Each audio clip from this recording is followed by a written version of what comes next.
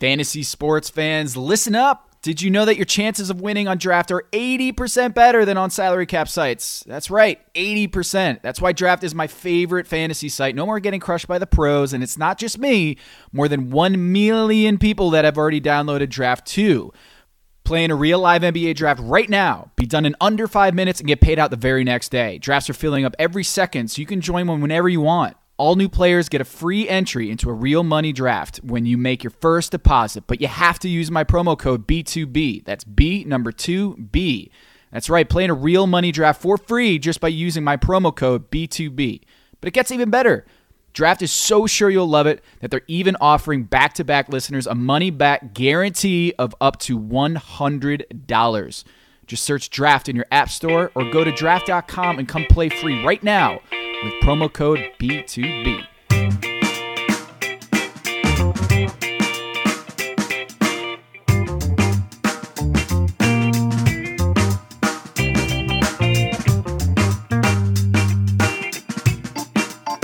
Welcome to a Thursday back-to-back show. This is the Nerd What She Wrote pod, the Nerd Brigade.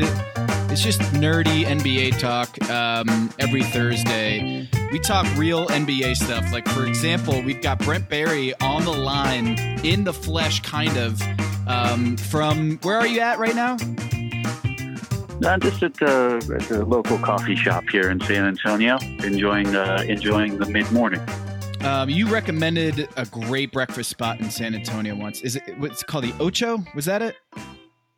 Oh, you went to the Ocho? Yes, that's located at Liz Lambert's hotel, the Hotel Havana, downtown San Antonio, which is a really, really cool spot. Yeah, and the restaurant just kind of sits above the Riverwalk and kind of quiet and eclectic, but a good spot.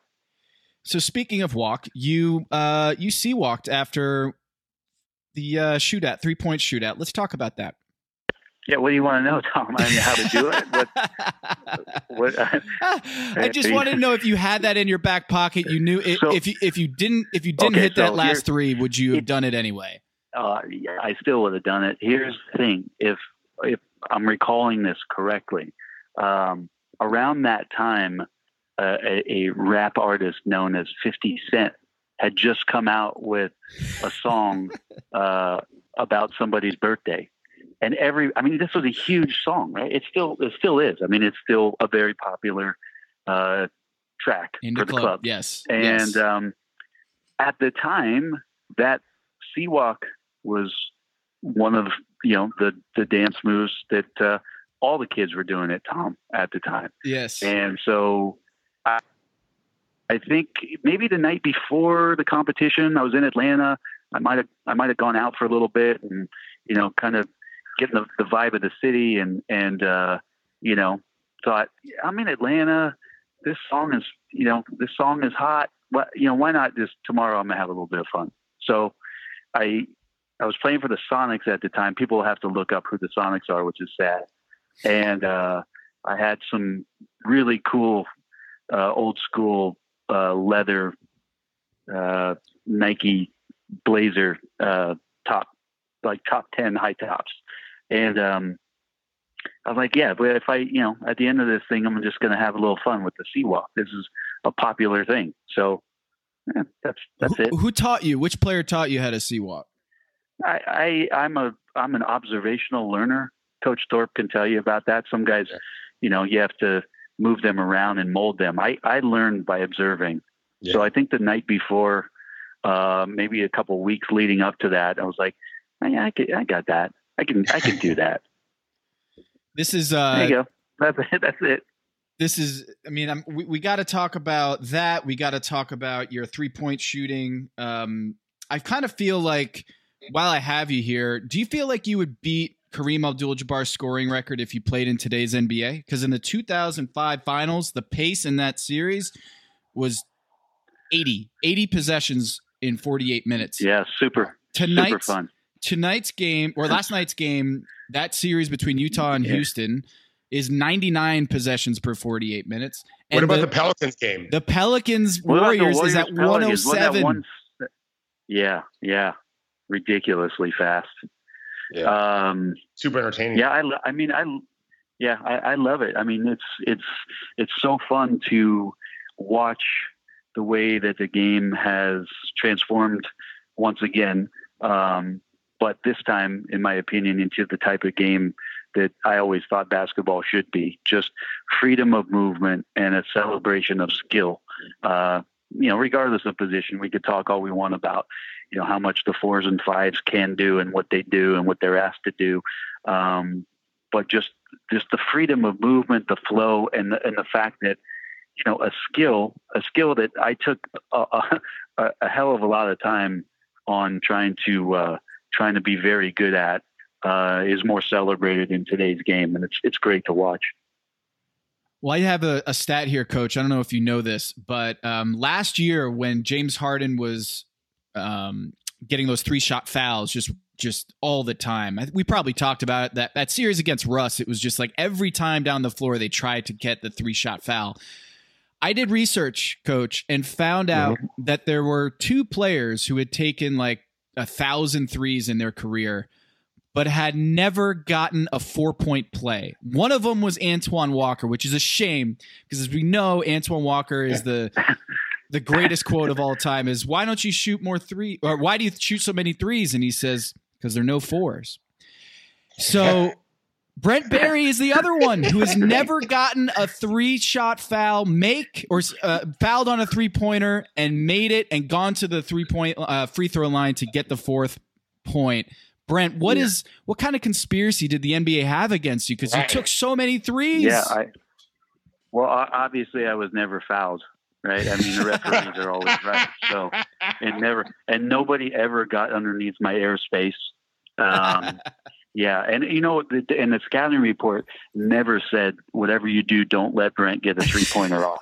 So, yeah, that's an amazing number. When you and I talked about that, Tom, and you called me, we kind of spoke on it, and you told me that, I really couldn't. I mean, I could believe it. I couldn't believe it never happened, but I could believe. I'm like, yeah, I never got those calls, and I got fouled all the time, but never got it. It's kind of an amazing stat. I would have only added that I'm sure you got fouled plenty. I'm not doubting that one bit, but I would also suspect that you took good shots. A lot of guys are getting bailed out stupidly because they shouldn't be shooting in the first place. They weren't close to being open, and the clock wasn't an issue. And so it's probably a credit to your shot selection, which is a good thing. It almost makes it a little bit laughable in that I was up to do the game against the Toronto and Cleveland game 1, and LeBron got a late foul on Ibaka when he was nowhere near him and had planted his right foot to turn to search out the rebound, and his right foot lingered and Ibaka came down on it, and LeBron was called for, one of the most non-contacted 3-point fouls I've ever seen. But by rule, a foul. Right. But amazingly, just no contact whatsoever, other than Serge, his size 17, landing on his foot. That play, Brent, infuriated me. LeBron's foot was at the 3-point line on the stripe, and Serge left 2 feet behind the line.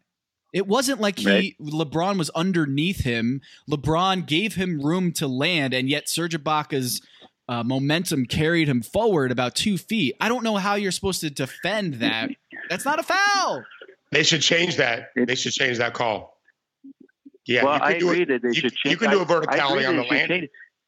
Totally. And I think the thing that's fascinating about that play, because I know we rewound it and showed it in slow motion, is his head is turned to spot the ball to rebound, and he doesn't even realize what has been called. He can't believe that he was even whistled for something, but by rule, in the landing zone. So bizarre. I bet they changed that where we have verticality going up, we'll have it going down as well, so that where you released your shot from, the verticality exists within, let's say, 18 inches around and that circle from the point of which you left. And beyond that, it's fair game.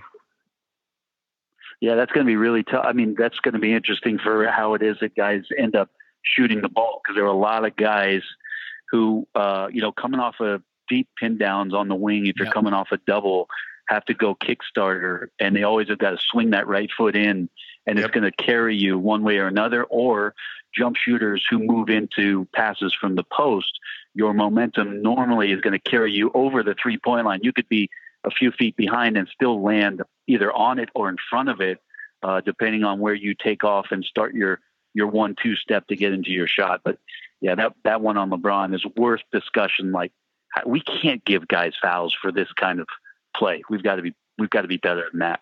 Especially when it gives them 3 free throws. Right. I mean, it's not just any foul. Yeah. It's one that gives them 3 points. That's such a costly foul. And I know people are going to say, "Hey, Toronto Blue."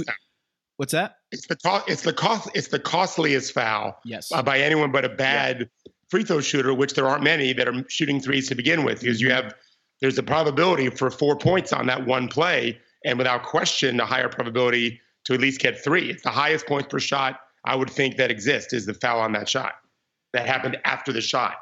It could be 2 feet away from where he took it from. That's your point. While we're on this, Mike Lynch, my guy Mike, we used to work as researchers for ESPN. He's now at Basketball Reference. He asks on Twitter, Brent, where does the no call on your 3-point shot versus LA in 2008 rank among the worst calls in NBA history? No hyperbole there, but you didn't sell it. Yeah, I don't. Well, what do you have to sell a call? Like, you get fouled, do you have to sell a call? I was rewatching that clip. Understood that. Yeah, I've never understood that concept about the idea of having to sell a call, because then it anticipates the fact that I was anticipating getting fouled.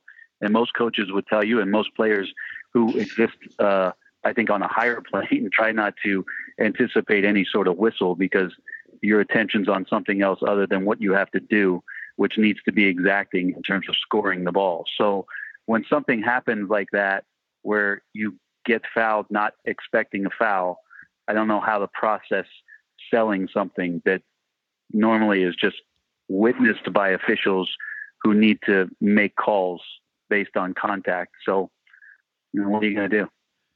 Look, you're just too noble. That's it. Well, but that's the thing, Tommy. If you're going to get a whistle, you're not going to get a whistle. And I think at that time, it actually is one of my favorite lines.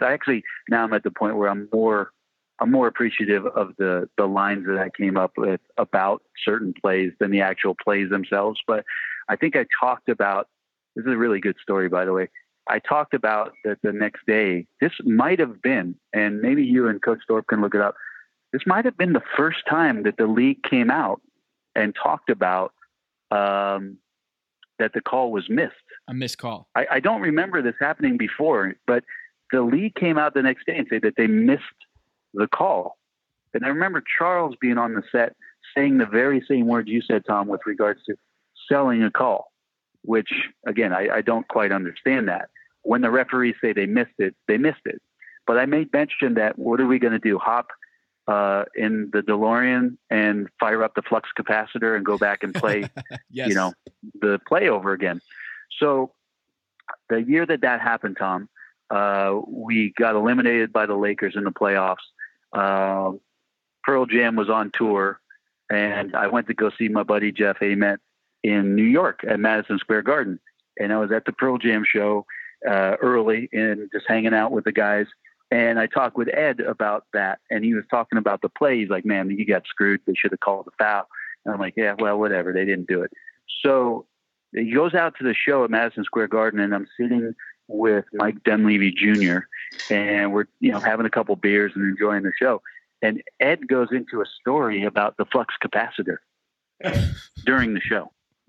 It's legitimately that Ed is talking about doing something with the band and saying, well, we should get the flux capacitor out, and looks over to the side of the stage. That's funny. And me and Mike Dunleavy are just like doing the Elaine Bennis, Jerry Seinfeld, pushing each other. Get out. No way he just said that. It was awesome. That's amazing. Jade and I get that reference very well. I digress. Yeah. What scene is that? What scene is that, Coach? Give me the. Well, there's many scenes in Seinfeld where Elaine pushes. Yes. Normally it's Jerry, but she pushes everyone, and then in the Bizarro Jerry, she pushed him and he fell down, and they didn't like her anymore. That's right. But it brings one point up that I was thinking about. I watched some GIFs of the Harden. I think it was the Harden-Crowder quote unquote collision. Yeah. Where they both they got shot. If you remember a few years back when our buddy Henry Abbott was so determined to end flopping, he was so big on that. And of course, the league, fined people, whatever. We did a show one time, and I said, if the officials, of which I've actually coached some guys that are now in the NBA, and I'm friends with a lot of guys. They're great guys. They're great officials, in my opinion, super focused and all of that. But if they would just call what they see and not call the reaction, we'd be a lot better off. And it's hard to do. I've reffed 1,000 games. No coach hasn't. If you don't see it, don't call the reaction. Just call what you see. We'd be a lot better off. Yeah, I agree. I mean, I think the guys do a great job. The scrutiny that they're under is insane, but they do a fantastic job. Amazing. So last night, Houston, Utah, it was an amazing performance. But I thought with Ricky Rubio out, this was going to be an incredibly hard series for Utah to even get a couple games against this Houston Rockets team. But that defense, I mean, we could talk about Alec Burks. We could talk about Donovan Mitchell's tip. We will get to that for sure. But I got to say... I hope you start with Dante Exum at some point here, Tom. Yeah. Done. 2 huge threes. He has been unbelievable defensively. Yes. Unbelievable. His, 6'6", 190, his length, his lateral quickness, his ability to not go for the quick, hardened gestures and to stay at home. He's not reacting. He knows that the first move is the setup move. I don't know if I've read any articles about how much he's dipped into film to watch James Harden. I'm sure that the coaching staff, obviously Quinn and the rest of those guys have done a great job to prepare them. But man, what he's done defensively, and not just last night. I got the chance to see him play in the first series against OKC, and I started to think, man, there are minutes available for Dante. He is driving the ball. He's confident in driving the ball. He's not stopping and shooting, but what he can do for them defensively, there's another gear for this team, and it's been pretty remarkable to watch. Well, I want to ask you, Coach, because Brent brings up this point is, hey, this guy could get minutes, right? Like Dante should get some more run. Not that you're campaigning for him to get 30 minutes a night, but how come, some coaches just go with a 7-man rotation and they just stick with it. And then you have other coaches who go either 9, 10 deep. We see Brad Stevens and Quinn Snyder. When guys get hurt, these guys step in immediately. Donovan Mitchell is a rookie, and he looks like he's a veteran Dwayne Wade. Not even a rookie Dwayne Wade, like a veteran Dwayne Wade. Dante Exum is 22 years old, comes in and looks completely poised against the MVP. You have Alec Burks come in. He created 36 points in 22 minutes of action out on the floor between his scoring and his assists.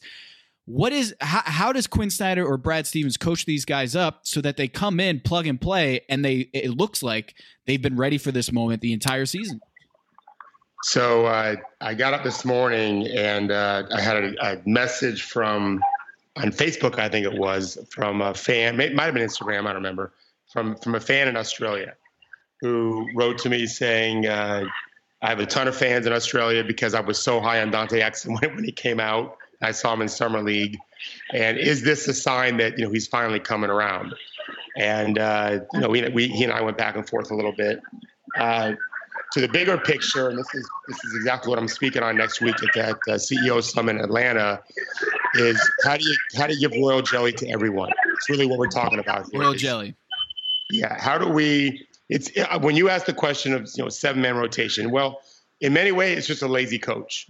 Because it's easier to do it with 7. Trust me, I'm helping high schools and AAUs all over the place, and it's much easier if you can just focus on your 5 starters and your 6th man, and then your 7th guy who's almost like an emergency guy. It's easier to do.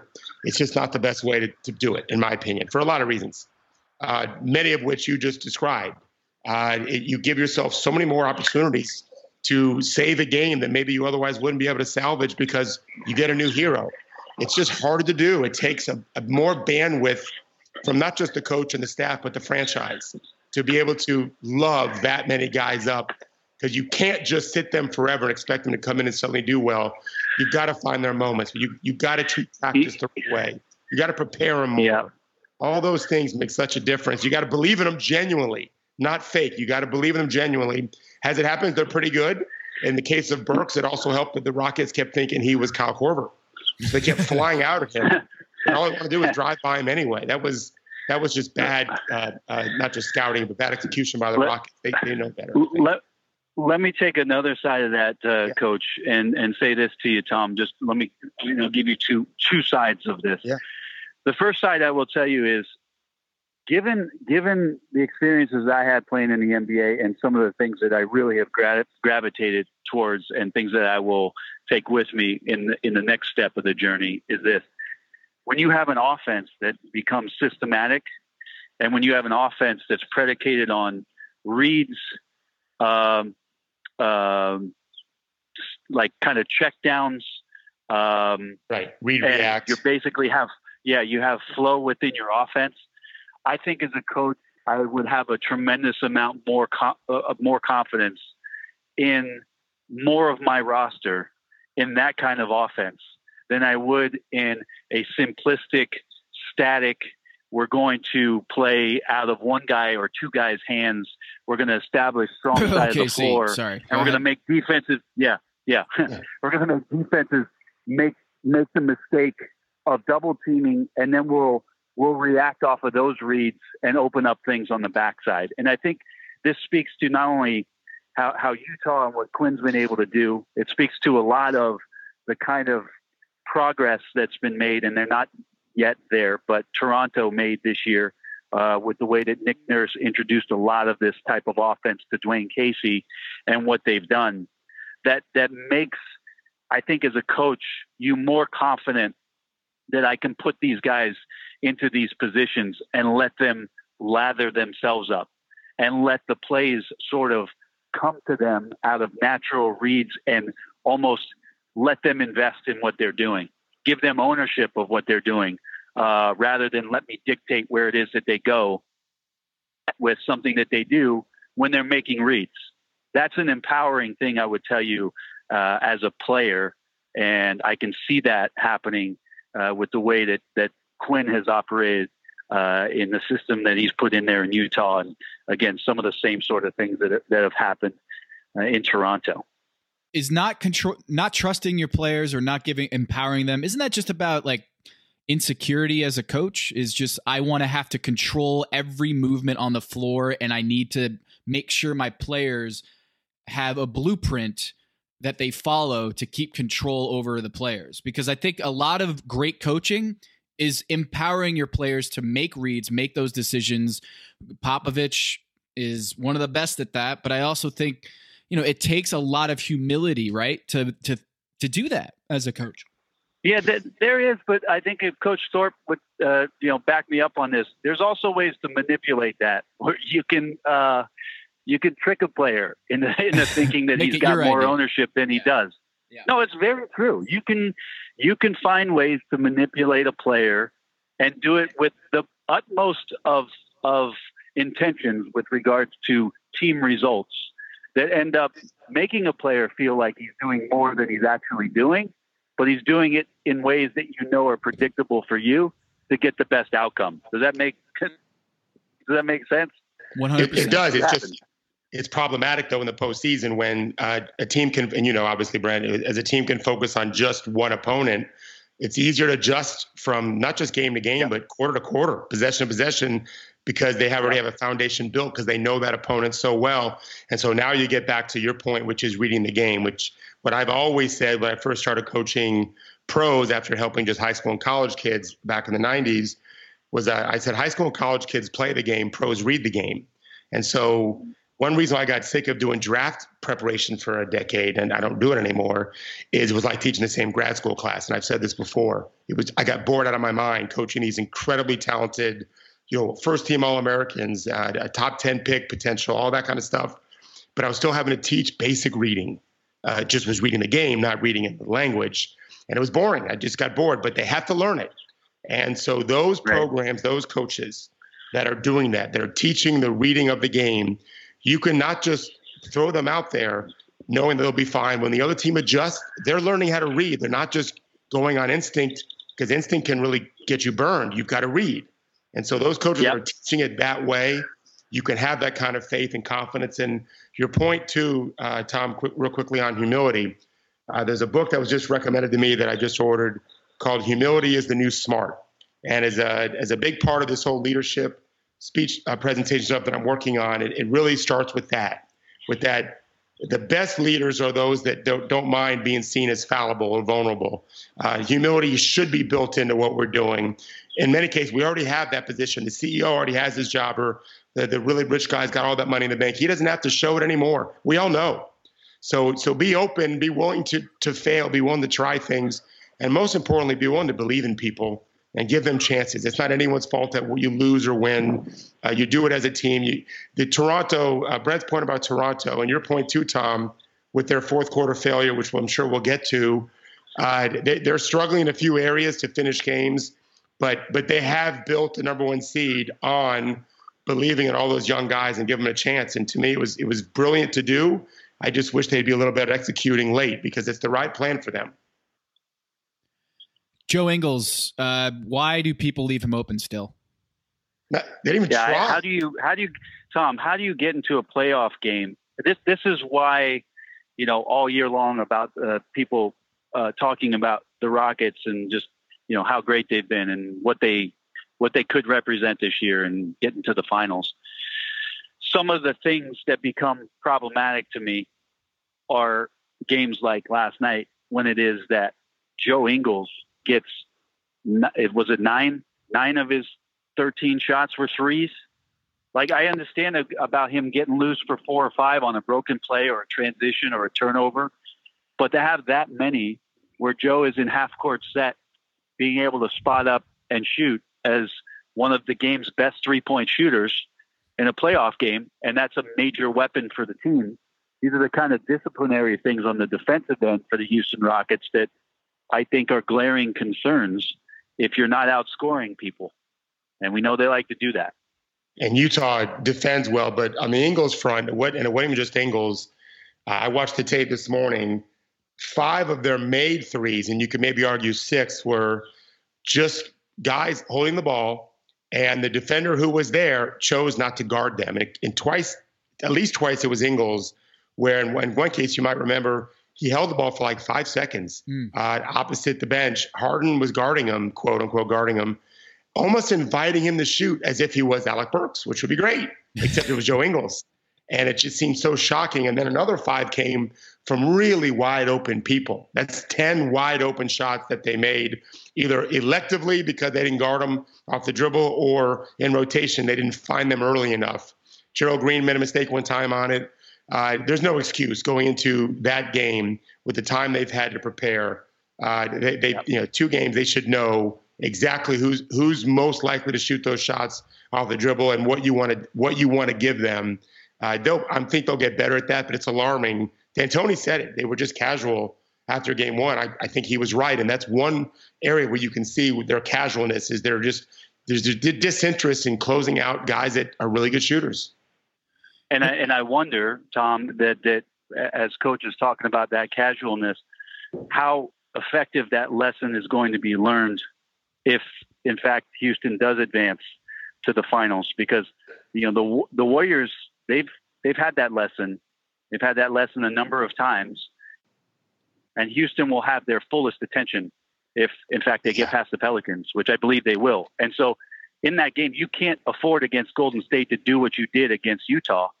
How keen will they be going into the next round with that? To take down what Golden State represents. That's an interesting one to hold on to if you're a coaching staff, and Houston wins a couple more games and does advance, that you would go back to that and say, look, these guys, they're not messing, Golden State's not messing around, and they're not going to do what we did. They won't relax. They want to go through us. They have a lot to prove, and that's dangerous. Well, it's a really good test case for Houston if they want to make some noise in the final or in the conference finals against Golden State, because There's a lot of ball movement, a lot of movement, player movement on the Utah side. So if you have any sort of defensive lapse for even a half a second, this isn't OKC where you can stand around and watch Russell Westbrook. You have to be locked in for all 24 seconds of the possession. And it seemed like James Harden routinely, or Eric Gordon, or whoever it is, a couple actions off the ball, they just forget about Joe Ingles, and there he is, just wide open. A guy shot 44% from three. I mean, they left Joe Ingles wide open in the corner to stop Rudy Gobert at the rim. I get that. It's Rudy Gobert on a rim run, but you can't leave Joe Ingles, who's got to be like a 50% shooter from the corners, which is it's a layup. That was hard. I think he was over that. I think he was actually like 56 this year from three. It was a crazy number from the corners for Joe. I mean, you can book it when he's there. No. That was Harden was on Crowder on that play, same side at the angle, and it should have been an easy read for him. I think Mitchell drove on pick and roll, and for Mitchell, he would have had to do a 180 to throw it to Harden's guy. He should have been on his horse as Mitchell was picking his dribble up to go get Ingles in the corner, which should have been their number 2 threat. Really, number 1 threat was Gobert for the dunk, because Mitchell as a finisher with 3 people around is very good. Gobert dunking against air is a better threat, and Ingles is the other one from the corner. So they took away probably threat 1 and 3, and they ignored threat 2. Yeah, I'm giggling to myself, Coach Thorpe, because you said Mitchell would have had to made a 180, and I'm laughing, saying, "Yeah, he probably could have." oh yeah, that's how good this guy is. Like, we've seen he could have done that. Yeah, Brent can attest to this. Has been having played for so long. The way the game is played now, both offensively, defensively, almost every game when we're watching an elite player like LeBron and maybe Mitchell soon, they're making passes that we've never seen before in the league. They're making these crazy, 30-foot passes across the court because they've got 4 guys on drawing, on ball side, have darts to open shooters or for the skip after that. That's incredible to watch. Yeah, we're seeing some really brilliant. All of the intricate slip passes to guys in no space around the lane to get a guy on a break or to get a guy on a pick and roll action, and it's late and it's a Rod Strickland over the head for a dunk or something like that. All of these passes, you're right, Coach, are coming in different angles and to different spots on the floor. They're kickouts, they're deep threes, right. And they're remarkable to watch just because of the ball traveling so much space to get to a guy that completes the play. Hey, so one other thing on this 3-point shooting, and just the attention to detail. I was very wrong when I thought that the Heat. Well, I wasn't wrong. It turned out to be wrong that I thought the Heat could give the Sixers trouble, because I wondered how good Philly would be at the daily grind of postseason basketball in terms of study, in terms of rest and focus and all those kinds of things. And we talked about this time on the show. A guy like JJ Redick had a phenomenal quote of "There is no next year for us. This is our time." That was exactly the right way to say it. Big difference to do it. Well, it turned out they did just fine against Miami. They were overwhelmingly more talented. That to me is one thing that happened in the Boston game, where to do it for a series is not the same as to do it for a second series and a third series. So in both Philly and Houston's case, where they're the superior team on paper, on the court with talent, those other things matter. That studying, that attention to detail, and that willingness to execute the game plan and put yourself at risk to get a blow by because you're taking away the 3, which is in the design of the defensive game plan. That comes from being locked in and focused all the way through each of your walkthroughs and practices and film sessions. Philly has got to grow up with that, just like Houston does, because as Brent said, in the case of the West, Golden State is, if they get out of the series, which we expect, although I think it goes 6 games. So I love what New Orleans has done since DeMarcus went out. And I thought that game 2 was one of the most fun games I've seen all season. It was just a blur with speed. It was so great to see Golden State's vaulted defense give up easy shot after easy shot. And they were trying, but the Pelicans were just flying around. But they're going to get in the Houston series. Let's say Houston gets through, and they're going to take a nap on defense. Yep. Because they're so used to racing back to defend the Pelicans Yeah. And then Houston will walk it up. Now they'll have to wake up from their nap because there are some things that occur, and we could go back through the last decade or even 5 years to go back to watch the eventual champions of the NBA. And you could even go into the Western Conference or Eastern Conference representatives of each of those finals. Sometimes I really enjoy the idea of the opponents of each of those teams and how much how incredibly diversified a team shows itself by guarding multiple styles of basketball that they have to shut down. That's impressive. But sometimes the schedule works out, Tom, where the team that you're playing prior to the next round really gets your attention about the next team you're going to play. And Coach is making a great point that I think will be talked about. He's getting way ahead of it because he's that good, and basketball is jazz. But you got to know that what the Pelicans are giving the Golden State Warriors is a blueprint for them being much better against the Houston Rockets in the next round.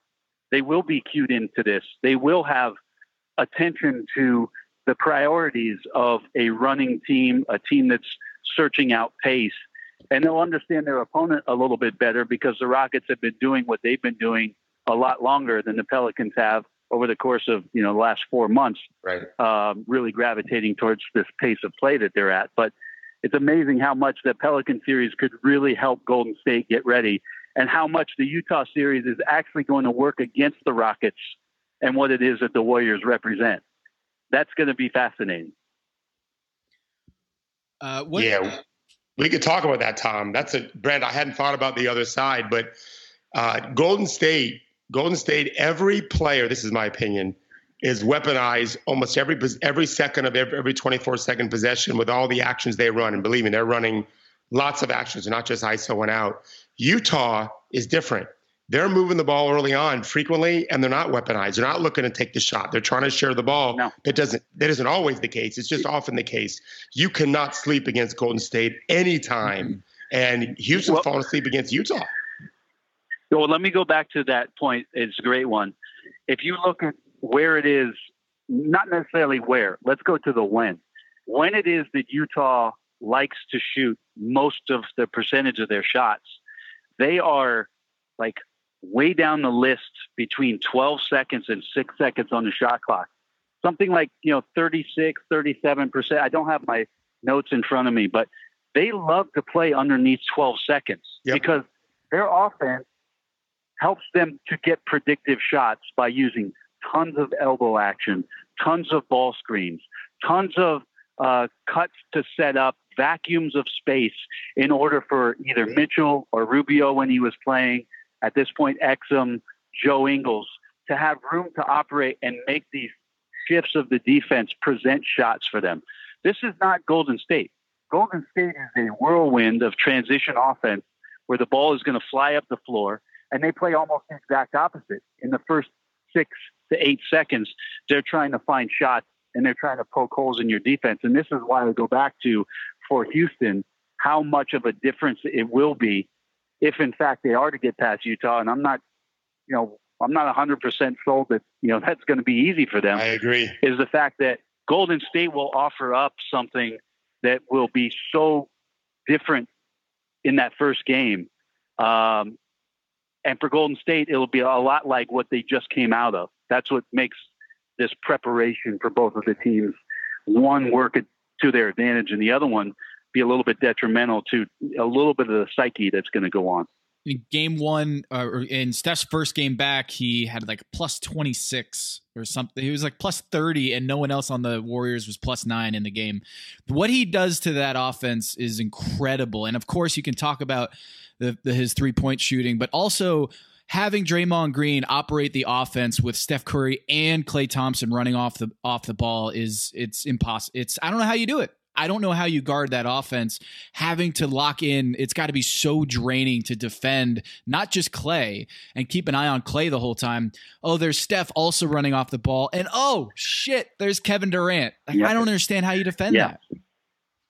There's so much expense with the Warriors as a defender of you making one misstep.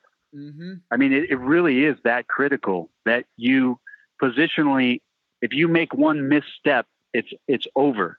And this is why, now you're getting me fired up. This is why the Houston thing, this is why I think people thinking that Houston is really ready for what Golden State represents makes me chuckle, because they're not ready.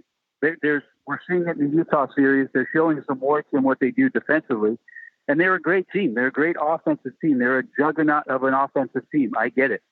But how Golden State plays, the type of pressure that they put on you constantly, and the fact that they give you a break in the first quarter. I mean, they literally give you a break. They go, all right, we're not going to engage until the third quarter. So here's the first quarter. You guys can have this. It's like we're going to give you dessert before you eat the dinner, because we're going to come back for dinner, and we're not going to cook it. It's going to be raw steak. You're not going to like it, but here's dessert first. Yeah, they are amazing, Tom. It's been fascinating to watch, and Steve has just done such a remarkable job of making it a revolutionary type of offense that needs to be appreciated. Their basketball IQ. I've always felt the Spurs were probably on the leading edge of teaching the game the way that in the purest way, and teaching their guys to read. You could argue, that Kerr's done that with this group, because to do what they do offensively, it's easy to say they have Curry and Durant, who are great scorer playmakers, and Thompson the great shooter, and Green he obviously has a lot of talent just in terms of overall skill, passing, dribbling, all that. Screening, is a great screener. But their reading of the game is at the elite of elite levels. The way they slip screens right before they set the screen, their anticipation of that. That my son's own high school teams, I help a lot of teams, but we're teaching that Warriors offense to my team, the team that I'm there a lot because that's where my son is.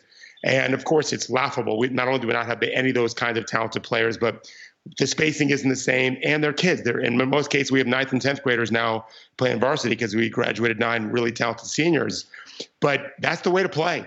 We work on backdoors and slipping screens on a daily basis when we're doing stuff. We're trying to teach that. That's not. I think that's where the game is going, and we're trying to get our guys prepared to one day be able to play in college if that's what they want to do. And the Warriors are our best example. It's not Houston. The Warriors could be really good if they don't have any of those talented guys. They just have really good players, because the way they're playing offense with the understanding of all those small nuances of it make it very, very difficult for any but the most locked-in defensive teams. I almost think they're rooting for Houston and not Utah, because Gobert erases so much by that protection inside. They're just an exquisite offensive team in the most pure way, not just pure talent. And against the Warriors, I think the Jazz have like a 92 defensive rating this season against the Warriors. Yeah. And then you look at the Houston Rockets, it's at 115. They can't defend. The Golden State Warriors scored 115 points per 100 possessions against the Rockets defense, and the Toronto Raptors were at 118. The third best offense, the Minnesota Timberwolves, gave them issues as well. So, Brent, you couldn't be more right about that. The observation that they're not ready. They haven't shown that they're ready yet. With a Utah Jazz offense that doesn't have Ricky Rubio, and I get that Alec Burks and Dante Exum are capable of filling in, but they got to be better.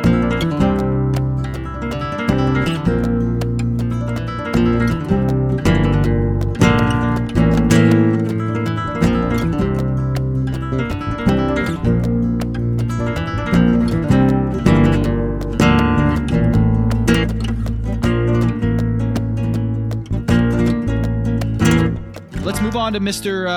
LeBron James. You played against LeBron James in the NBA Finals. You had a first row seat to Game 1. What when we talk about appreciating LeBron or in awe of LeBron, when you sit there and watch him, do you just jaw drop, hits the table like, I can't believe he's doing this?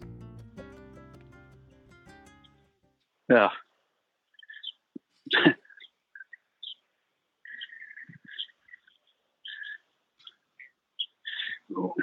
Well, I can't say anything with regards to accolades and compliments to LeBron James that has not already been written by people much smarter than me and more eloquent than me. The thing that I really enjoy, and it's two quick things. One, I enjoy when the Turner broadcast people pair me with Ian Eagle to do the games, and that they paired us to go watch LeBron.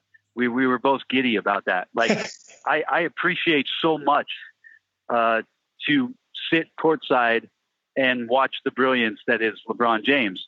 And what we talked about with this first game against Toronto, coming off the series against Indiana, was I told Bird, that's Ian, I told him, I said, let's watch how LeBron James kind of processes this game. Let's watch in each quarter, coming off and knowing he's gassed, knowing he's tired, what it is that he does to manipulate the game and keep it close, keep it in their favor. And he could not do all the things that we saw him do in the Indiana series, mostly because he didn't have the energy to do them. But he does have the mentality, and he does have the mental capacity to move things around and blow up plays defensively, which is where I thought he was remarkable in game one. And nobody will talk about that because it's another triple-double, his 21st of his career. He's chasing Magic. He's 9 away from setting yet another all-time record. But it's what he did defensively in that game to put himself on the bottom side of a lot of possessions to blow up things that Toronto was trying to get to on the backside with penetration and help side defense, and just keep the game close, manage his energy, and then manage those last few possessions where he basically was finding all of these guys, finding Korver on the pin downs, running that high pick and roll with Korver where Kyle sprints out of the block and ends up putting OG in situations where him and DeMar don't know when it is he's supposed to release, and all of a sudden there's 3 feet of space. He's incredible. We got a big number coming out today, Jade. It's awesome. Jade's producing it probably as we speak. I can't say anything else, but it is awesome to watch LeBron James do what it is that he does. About how he lifts his efficiency in the postseason unlike any other superstar. You see Russell Westbrook, KD, Steph Curry, correct. James Harden. That is correct. After the 82-game season, they're gassed mostly, most of them. It's hard for them to raise their game to another level, but LeBron James continues to do it. And I think a lot of it is his freakish IQ, that he can, if he is exhausted, like you said, Brent, he is able to affect the games. He knows every play that the Raptors are going to run. He can sniff it out moments before it happens, and not every player has that. And I think when people look at LeBron, they say, "Look at how big he is, how strong he is. He's the size of Karl Malone, but he has the jetpack of John Wall. It's amazing." But really, they do not see what you see, what I've seen defensively, and just the IQ that he has to sniff out plays. No, that's the point. That's the exact point, Tom, that needs to be hammered home about LeBron. Is we don't talk about as much as Steph is one of the great players now and one of the greatest players of all time already, is what he does offensively and how effective and efficient he is and how he changes the gravity of every minute he's on the floor, what teams have to do. When we talk about Russell Westbrook and his fearlessness and his incredible inefficiencies, is that we always talk about how he impacts the game with sheer force and sheer will, not always to the greatest of effect for his team, but that he raises his level of play. All well and good. But none of these players are doing what LeBron James does on both ends of the floor, where he chooses for 6 minutes to guard Kyle Lowry at the point guard position and shut down the offense, where he gets off of the point guard and goes to guard a non-shooter so that he can sag in the middle of plays, where he can then move to the small forward and if he needs to switch, can switch, but can show and get back and then make blocks at the rim. I mean, it's the layers and levels of what he can do and mental acuity for all of those things. That is the separation between all of the great players that are playing now and why LeBron James is one of the greatest players that's ever laced them up. I mean, there was a stretch in the third quarter there where he was the 5. Yeah. Well, that's Why not? Why not? Right? Why not? Yeah, why not? So one thing, I watched him a lot defensively on tape in this last game, and Brent narrated it perfectly because he is moving around to different guys. He loves to muddle up or muddy up actions in the paint. He obviously knows the calls and also has an amazing feel for what's going on. and Toronto acted like they didn't know that was coming. Are you kidding me? LeBron has been a crazy, brilliant player for a decade plus. You have to know he's going to play center field, and you've got to penalize him for it. You have to not only make sure in your first 5 seconds of offense that if they're switching off the ball, that you get him on the guy you want him to guard. So you got to make sure you disguise the action so that, because he won't switch if it's so far away from the ball, it has no relevance. You got to get him involved in something that is relevant. Get the switch, then do what you want to do. Get the man he's guarding opposite the ball. Let him play center field and make him pay. He frequently, watch Game 3, he'll turn his head and watch the ball. He's wide open for a slash cut to the rim or a wide open 3. But the Raptors ignored all of that. He's just smarter than them and probably will continue to be. Yeah, and this is where, the difference in what Toronto's guards need to offer up, Lowry and DeRozan, they have to show in this series that they are capable of doing what you said, Tom, raising their level of play. It's been the exact opposite for Toronto and the way that those two have performed, given the chances over the last couple of years. And I know it's been at the hands of LeBron James, but Coach Thorpe's making great points. I talked to some of the Raptor guys with regards to, where LeBron is. And one of the ways in which you can do what it is that Coach is talking about is to whoever it is that LeBron is playing, put him in a lift situation and make sure that your action on the strong side happens really quickly before he has a chance to invert with anybody on the weak side and get down to a position on the weak side of the floor where he gets to the box and can go in and muck up plays. If you get to quick action and almost your set, this is how freaking crazy it is. You've got to start talking about, we're running this play to put LeBron here. That's how good LeBron James is. That's right. I'm talking to my team and saying to you, we're running this side pick and roll because LeBron James is here at the elbow and we're keeping him at the nail so he doesn't go down low. That's how much he is impacting how it is that I need to play offense in order for us to have multiple possessions in the game where we can predict where it is that he's going to play defensively and we can score. Crazy.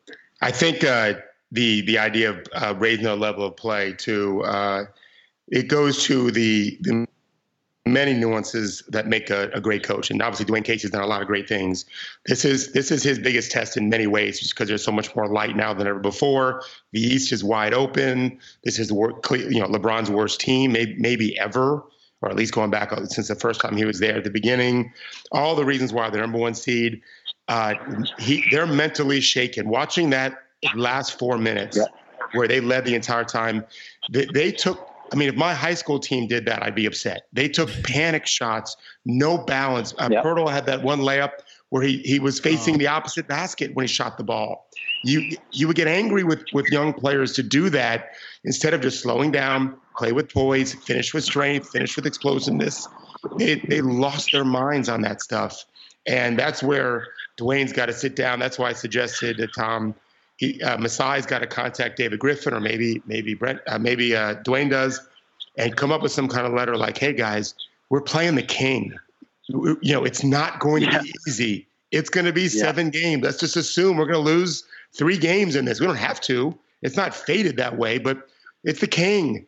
And so whatever bad things are going to happen all the flipping time. Let's just get our act together, move on to the next play, next game. That's the only way we're going to beat them." Pop used to say, let's just make sure that they have more bad happen than we do. That's usually better. That's great. Yeah. They have more bad happen. That's good for us. Let me ask you this, Tom. I heard Kenny Smith the other night. He was up on the desk and he said something that maybe I took out of context, which that's a shocker. But Kenny said something on the desk where he said, you know what? Coaches can't give you confidence, but they can take your confidence away. And I wanted to get Coach Thorpe's thoughts on that way of thinking. I might have taken it out of context, but let's just live in that box for a second. Yeah. What do you think about that sort of sentiment, Coach? That a coach can't give you confidence, but he can take your confidence away. Well, doesn't that go contradict against Royal Jelly? Yes, it's exactly the opposite. Now maybe his coaches couldn't, and I'm not blaming Kenny. I'm not to be his coaches. My issue. Is Dean Smith not a lover? He didn't coach up his players. I've coached a lot of great shooters, And Brent will be a guy that would probably consider himself a special shooter for much of his career anyway. So, Brent, let me ask you this. What I used to always tell my guys is genuine confidence comes from genuine work and genuine results. And so my role in that was to help them understand how to work, what to do with their work so that the results will be better, and to let them know, because a lot of, like my son loves to focus on what he does wrong, even if he has a great game. He was named MVP of the season, and all he wanted to do was say he didn't deserve it. That's just, he always does that, and it's a problem. In fact, we had a real serious talk about it last night. I clearly not done a good enough job as just his dad, I'm not his coach, to help him get the confidence that comes from the results that came genuinely, because he genuinely worked his tail off.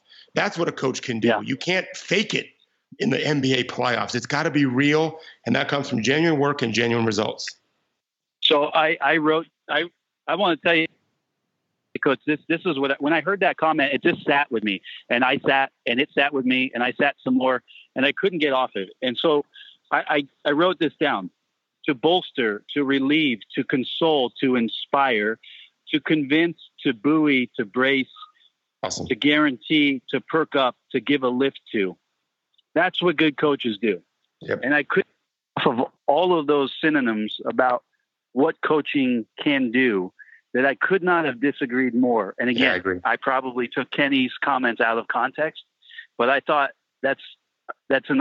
I understand about a coach taking away confidence. You pull a kid after a quick foul. You don't let him play through his mistakes.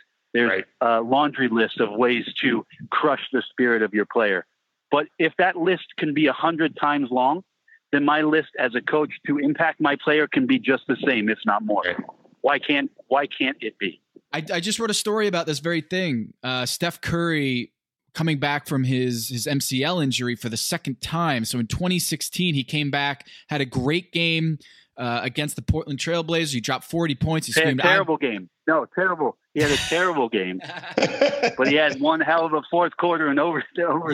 Yes. In the fourth quarter, it was an amazing game. But like he didn't come out aggressive. He was it was a little bit of passive. He didn't take his first 3-pointer until like 3 minutes into the game. And I talked to his trainer, who lives here in Charlotte. His name is Brandon Payne.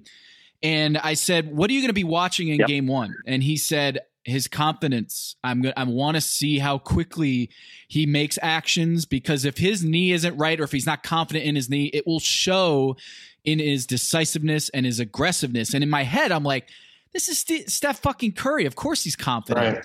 Right. He's a unanimous MVP. But it's so amazing that Steph texted Brandon Payne, his longtime skills trainer, to fly out a week before his debut so that he could get confidence back, getting those shots up, doing the drills that they do in the offseason, and getting that flow back, because he hasn't played in 6 weeks. It's a long layoff.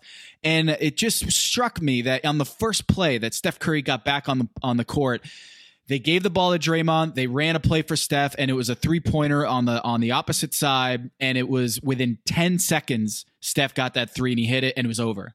We're all on the same page on this. I'll just finish with this. In the early 90s, when I first opened my basketball academy, one of my students was about a 6'2", really rugged, not very athletic kid that I thought could become a great shooter, and ended up being a brilliant passer, could really handle it, amazing defensive player, and ended up being a high major prospect. Started for the Gators as a freshman. He was pale as a ghost. You would think he was almost albino. He didn't beat you with athleticism. He beat you with toughness and shooting, an amazing triple threat game. And I had spent many hours teaching this kid. In fact, as a senior, he left his high school team here and he lived with Ron Mercer and played for the best team in the country at Oak Hill. And we sat when he was in medical school. He's now a very successful emergency room doctor here in the area, which is no surprise, never meant to be in his life. And I said to him, what was it? Well, I took him to dinner when he was in med school in Gainesville. I said, what was it that I did you think that took you from a guy your coach told you you'll be lucky to play Division III to being a high major prospect? And I wanted him to tell me all about what a great shooting coach I was and what a great ball handling coach I was, and how my triple threat stuff was so good, and my jab step series, back then we taught jab step, was so excellent. And what he said to me very flippantly, as 24-year-old men do, is, "Oh, coach, you really helped me believe in myself." I don't realize then, I didn't, what that really is everything. To get people to believe they can do more than what they can believe on their own It's kind of how I built my whole business. And I feel bad for Kenny Smith, and I'd be interested to see what the full context is. But all we have to do is look at the NBA. I mean, Brad Stevens, those boys would not be playing like this for a long list of coaches that work in the NBA or have worked in the NBA. But he's got them believing they can win this way, and that goes a long way towards actually winning. I like that the fact that you did this young athlete that you coached went from worrying about triple doubles to worrying about triple bypasses. That's pretty cool.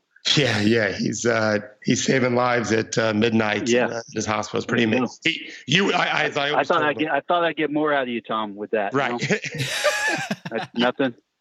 No, that's cool. That was amazing. I'll follow that up, Coach Thorpe, by telling you this. When the NCAA tournament was in San Antonio this year, the Final Four, and Coach Pop was the one that got to come down and speak to all the collegiate coaches. And I had a couple of friends of mine. And the one I said, when he came back to the house and staying with me, I said, good, tell me the one thing that Pop said that you're going to take. I don't want to hear the whole speech because I heard it. I heard it all.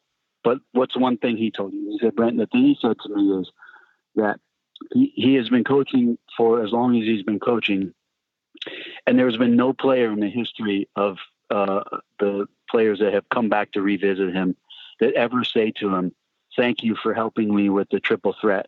Thank you for helping me become a better player at boxing out.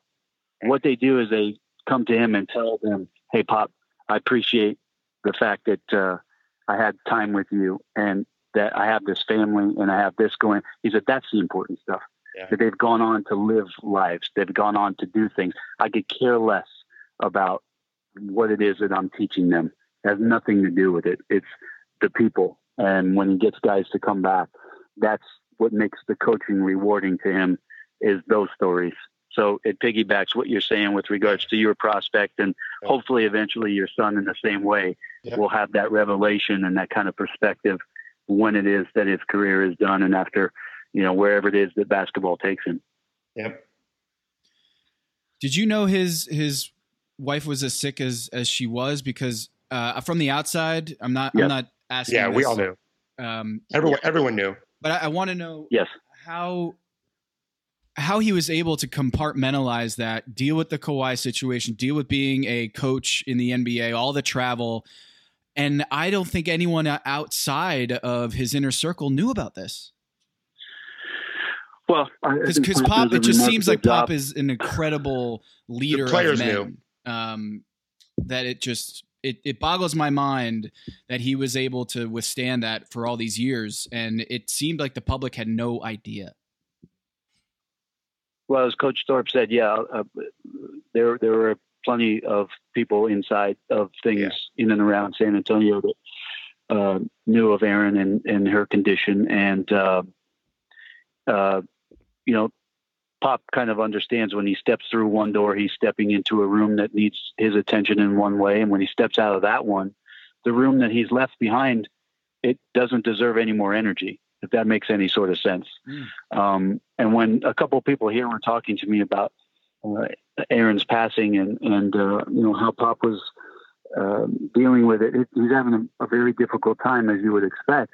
But I will say this, that the thing about Aaron that we always appreciated, and I mean this, it's joking, but it's true, is we always thought she was amazing because who the hell lives with this guy? Who stays? I mean, totally joke. And Pop, who stays with this guy for that long? For 40 years, and that who is it that he's going home to this woman? She will always be referred to and as a saint and somebody that people around here understand just how much it was that she sacrificed. For the good of the team, to have Pop be able to do what it is that he does and how he did it. She was the rock that we've all talked about for years and years for Pop, and she'll be missed greatly for sure.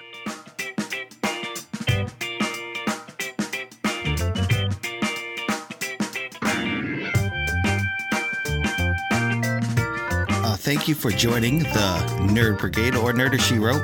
I'm your producer, Jade. for the back-to-back pod. For the rest of this interview with Mr. Brent Barry, you can go to patreon.com/countthedings. We got about 20 or so minutes, some good stories. Brent Barry back when his dad was playing, and also some Thorpe stories, and a whole lot more, as they say. Anyway, thank you for supporting our sponsors, Draft.com, @PlayDraft on Twitter, also SeatGeek. B2B is the promo code for $20 off your next SeatGeek purchase. Thank you so much for joining us, of course, and we will see you later.